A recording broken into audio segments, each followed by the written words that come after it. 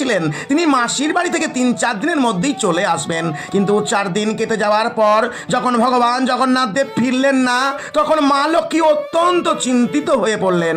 ৫ দিনের দিন মাতা বিমলার পরামর্শে মা লক্ষ্মী পালকি করে গুন্ডিচা দেবীর মন্দিরের সম্মুখে উপস্থিত হলেন। লক্ষ্মী আসছেন এই খবর পেয়ে ভগবান জগন্নাথ দেব মন্দিরের দরজা বন্ধ করে দেন।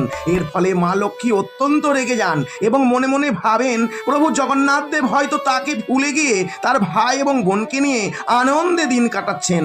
অত্যন্ত রাগ এবং কষ্টে জগন্নাথ দেবের রথের কিছুটা অংশ তখন তিনি ভেঙে দেন। আর সেই প্রথাকে স্মরণে রাখার জন্য আজও হীরা পঞ্চমীর দিন রথভঙ্গ উৎসব পালিত হয়। এরপর মাতা লক্ষ্মী অত্যন্ত অভিমানে প্রধান মন্দিরে ফিরে আসেন। এরপরও কিছুদিন অতিবাহিত হওয়ার পর ৯ দিনের দিন ভগবান জগন্নাথ দেব তার বোন এবং দাদাকে নিয়ে প্রধান মন্দিরে ফিরে আসেন। দাদা বলরাম এবং বোন সুভদ্রার মাসির বাড়ি থেকে ফিরে আসেন।